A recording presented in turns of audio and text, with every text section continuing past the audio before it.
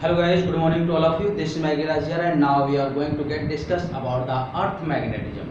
तो साथियों आज हम भूचुंबकत्व के बारे में डिस्कस करने जा रहे हैं। तो भूचुंबकत्व क्या है, इसमें हम डिस्कस करेंगे डायनमो प्रभाव, दिक्पात कोण, नति कोण और पृथ्वी के चुंबकत्व के घटक और भूचुंबकत्व के जो मूल घटक हैं उनके बारे में। तो आइए देखते हैं कि भूचुंबकत्व क्या है।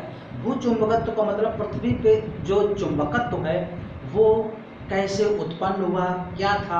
तो सबसे पहले पृथ्वी के चुंबकत्व के बारे में जब विचार किया गया तो वैज्ञानिकों का ऐसा मानना था कि पृथ्वी के केंद्र पर एक बहुत बड़ा विशालकाय चुंबक रखा हुआ है, लेकिन ऐसा नहीं था। वास्तव में क्या था कि जो पृथ्वी की बाह्य क्रोड पर धात्विक तरल जैसे निकल, लोहा आदि अपने पिघली हुई अवस्था में होने से जब संवहन गति होती थी और उनके कारण जो धाराएं उत्पन्न होती थी, उसके फलस्वरूप ये चुंबकीय क्षेत्र या चुंबकत्व अपने संज्ञान में आया या प्राप्त हुआ। वही भूचुंबकत्व होता है जिसे डायनमो प्रभाव भी बोलते हैं। क्लियर? तो ध्यान रखिएगा कि ऐसा मानना कि पृथ्वी के केंद्र पर कोई बहुत बड़ा विशालकाय चुंबक रखा है जिसके कारण ये चुंबकत्व या खिंचाव उत्पन्न होता है, ऐसा नहीं था। क्या था कि पृथ्वी के बाह्य क्रोड पर, ध्यान रखिएगा इस बात को, पृथ्वी की बाह्य क्रोड पर जो धात्विक तरल जैसे आयरन, निकल, लोहा, निकल, कोबाल्ट आदि के पिघली हुई अवस्था में संवहन गति के कारण उत्पन्न होने वाली धाराओं के फलस्वरूप जो चुंबकत्व प्राप्त हुआ वो भूचुंबकत्व था और इसे ही डायनमो प्रभाव कहते हैं। ध्यान रखिएगा।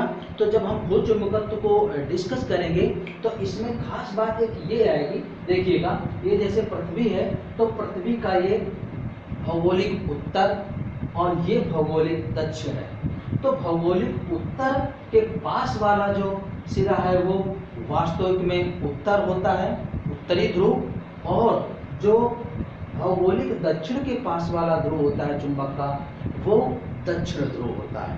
तो आपको पता है कि चुंबक के दो ध्रुव उत्तर और दक्षिण होते हैं और कोई भी चुंबकीय सुई हमेशा उत्तर और दक्षिण में ही ठहरती है अगर वो किसी बिंदु से स्वतंत्रता पूर्वक लटका दी जाए किसी धागे की सहायता से। तो ये पृथ्वी का ध्यान रखिएगा, ये इसका भौगोलिक विषुवत है और ये इसका चुंबकीय विषुवत है। ओके, तो ध्यान रखिए इस बात को कि द्विध्रुव की जो अक्ष है पृथ्वी के घूर्णन अक्ष से कुछ अंतर है। द्विध्रुव की अक्ष और पृथ्वी के घूर्णन अक्ष के बीच कितना कोण होता है? 11.3 डिग्री। तो ध्यान रखिएगा, पृथ्वी के भौगोलिक उत्तर ध्रुव के पास वाला ध्रुव उत्तरी ध्रुव होता है और भौगोलिक दक्षिण के पास वाला ध्रुव दक्षिण ध्रुव होता है। ठीक है ना? और द्विध्रुव और पृथ्वी के जो घूर्णन अक्ष है उसके बीच ये कह सकते हैं कि जो चुंबकत्व है वो और घूर्णन अक्ष है वो दोनों संपाती नहीं है, अर्थात दोनों के बीच में द्विध्रुव के चुंबकत्व और घूर्णन अक्ष के बीच कितने डिग्री का कोण है? 11.3 डिग्री। ठीक है, तो ध्यान रखिएगा डायनमो प्रभाव क्या है कि पृथ्वी की बाह्य क्रोड पर धात्विक तरल जैसे लोहा, निकल इत्यादि की पिघली हुई अवस्थाओं के कारण जो संवहन गति के फलस्वरूप धाराएं प्राप्त होती थी, इनके परिणाम स्वरूप जो चुंबकत्व प्राप्त हुआ वो भूचुंबकत्व था और इसे ही डायनमो प्रभाव कहते हैं। नंबर 2 चीज, पृथ्वी के भौगोलिक उत्तर ध्रुव के पास वाला ध्रुव द्विध्रुव का या क्षण चुंबक का या चुंबकत्व का उत्तरी ध्रुव कहलाता है और पृथ्वी के भौगोलिक दक्षिण ध्रुव के पास वाला सिरा दक्षिणी ध्रुव कहलाता है। ध्यान रखिएगा, चुंबकत्व के या द्विध्रुव के अक्ष और पृथ्वी के घूर्णन अक्ष के बीच 11.3 डिग्री का अंतर होता है, अर्थात ये दोनों संपाती नहीं होते। ध्यान रखिएगा। अब हम डिस्कस करते हैं कि ये उत्तरी और दक्षिणी ध्रुव कैसे प्राप्त हुए, क्या है। तो उत्तरी ध्रुव जो है ये उत्तरी कनाडा में स्थित है और दक्षिणी ध्रुव जो है वो अंटार्कटिका में स्थित है। उत्तरी ध्रुव क्या होता है 79.74 डिग्री नॉर्थ अक्षांश और 71.8 डिग्री वेस्ट देशांतर पर है, और ये उत्तरी कनाडा में है जो उत्तरी ध्रुव होता है। और इसी तरीके से दक्षिणी ध्रुव जो है 79.74 डिग्री साउथ अक्षांश और 108.22 डिग्री ईस्ट देशांतर पर है, और ये अंटार्कटिका में स्थित है। अब बात करते हैं हम इस पर दो बिंदुओं को, जो दिक्पात कोण और नति कोण क्या होते हैं। तो दिक्पात कोण क्या होता है, पृथ्वी के चुंबकीय यामोत्तर और भौगोलिक यामोत्तर के बीच का कोण, ध्यान रखिएगा, दिक्पात कोण कहलाता है। चुंबकीय यामोत्तर और भौगोलिक यामोत्तर के बीच का जो कोण होता है वो दिक्पात कोण होता है, या अथवा ऐसा कह सकते हैं कि जो चुंबकीय सुई का उत्तरी सिरा है यथार्थ उत्तर से जितना कोण बनाता है उसे दिक्पात कोण डी कहते हैं।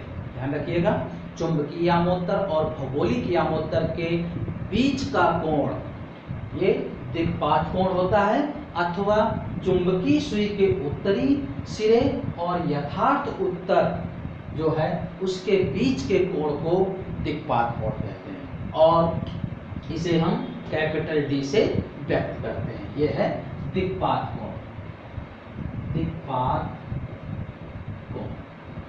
अब बात करते हैं नति कोण की। तो नति कोण क्या होता है, पृथ्वी का संपूर्ण चुंबकीय क्षेत्र उसके क्षैतिज अवयव से जितना कोण बनाता है वो नति कोण होता है। देखिएगा, ये आई है, ये संपूर्ण चुंबकीय क्षेत्र है, magnetic field of earth in earth magnetism with horizontal. देखिएगा, अर्थ के हॉरिजेंटल कंपोनेंट से जितना एंगल बना रहा है वही नति कोण है। तो ये नति कोण है।